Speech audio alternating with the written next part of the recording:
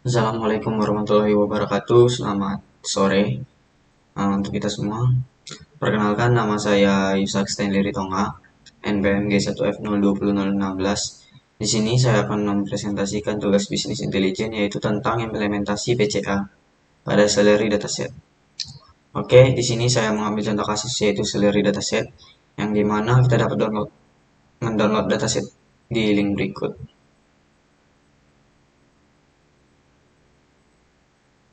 Nah, dataset ini berisi tentang gaji yang ditulis dalam simple linear. Nah, itu untuk contoh datasetnya itu dapat kita lihat bentuknya seperti ini, yang dimana itu ada uh, no name atau tidak memiliki nama, kemudian ada pengalaman per tahun, dan kemudian ada gaji perorangan.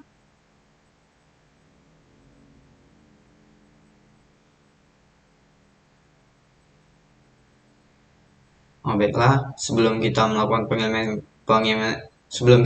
implementasi tentang uh, PCA, kita akan mengimport library-nya yang ingin kita pakai dulu. Yang pertama itu ada import library, yang dimana kita memakai library dari NumPy, Pandas, Matplotlib, Seaborn, dan Plotly Express.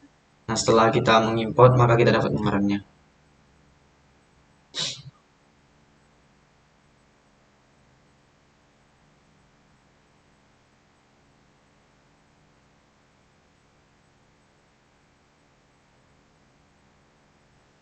Setelah kita run, kita akan mengimport dataset kita tadi ke dalam Google Drive agar dapat kita pergunakan.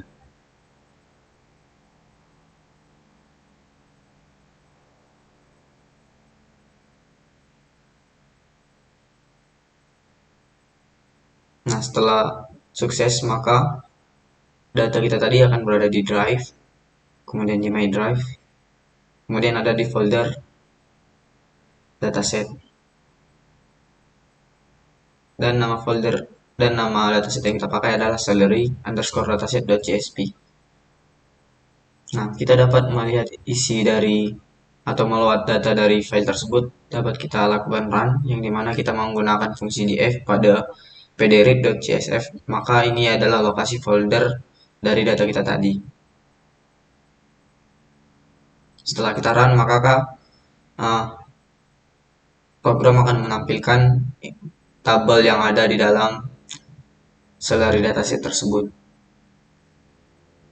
Nah, setelah kita melakukan import dan mengolah data, maka kita akan melakukan normalisasi data terlebih dahulu, yang dimana kita menggunakan perintah atau library ini, sklearn atau preprocessing. Nah, di sini kita melakukan scalar atau standard scalar, yang dimana ini dipakai untuk mengaraikan atau menjabarkan nilai-nilai yang ada di dalam dataset tersebut.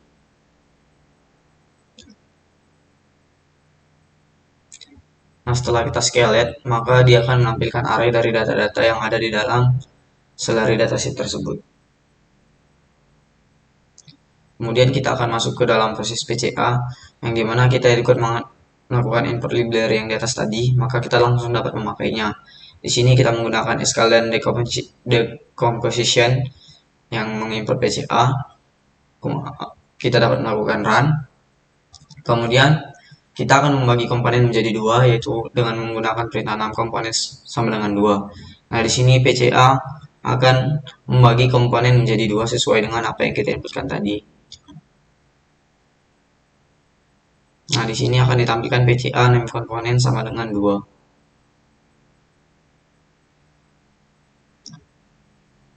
Kemudian kita akan menjelaskan explain PCA-nya, variansnya atau ada dua, yaitu 3,0,5 dan 0,04. Dan kita akan melihat rasionya, yang itu komponen pertama dapat ditunjukkan dengan 0,98 dan komponen kedua itu ya 0,0133. Nah, ini menunjukkan bahwa hasil di atas menunjukkan 98,34% variansi data kita dapat dijelaskan oleh komponen 1 dan 1,33% oleh komponen 2. Kemudian kita akan mengecek komponennya. Nah, komponen yang ada di dalam salary dataset tersebut ada 6, seperti yang ditampilkan ini. Kemudian kita akan memberikan nama baru kepada komponennya, yang dimana komponennya itu PCA komponen. Kita menggunakan fungsi div scatter, dan pada data frame-nya kita akan memasukkan nama kolom baru, yaitu PC1 dan PC2. Untuk variabel awalnya itu kita menggunakan fungsi dim columns, yang dimana kita membuat nama baru, yaitu df underscore new, dan kita akan menamainya dengan var awal. Nah, setelah kita run, maka dia akan muncul seperti apa yang kita inputkan, yaitu PC1, PC2, dan var awal. Hasil di atas adalah menunjukkan tabulansi variansi maksimum setiap komponen pada variabel awalnya. Nah, di sini kita akan menampilkan grafik, yang dimana itu kita menggunakan fungsi fig atau px scatter. Nah, di sini kita menggunakan fig atau px scatter, yang dimana itu x sama dengan PC1, y sama dengan PC2, dan color itu menunjukkan variabel awalnya. Dan kita akan menampilkannya dengan fig underscore fig.show. Nah, di sini tampilkan bahwa yang biru itu adalah unnamed dari PC1 itu bernilai 0,57 dan PC2 itu bernilai 0,63. Dan untuk pengalaman per tahunnya itu diwarnakan dengan warna orange, dan untuk salary-nya itu disimbolkan dengan warna hijau. Nah, grafik di atas menunjukkan pengelompokan variabel pada dua kelompok utama dan diperjelas dengan grafik di bawah ini. Kita menggunakan fungsi scatter plot, yang dimana kita menggunakan melakukan perulangan untuk menampilkan hasil dari salary dataset tersebut. Kemudian kita run. Nah, maka grafik akan menampilkan seperti ini, yang dimana itu PC1 itu bernilai positif dan PC2 itu bernilai negatif sampai dengan positif. Nah, di sini terlihat bahwa ini adalah unnamed, di sini adalah pengalaman per tahun, dan di sini adalah salary.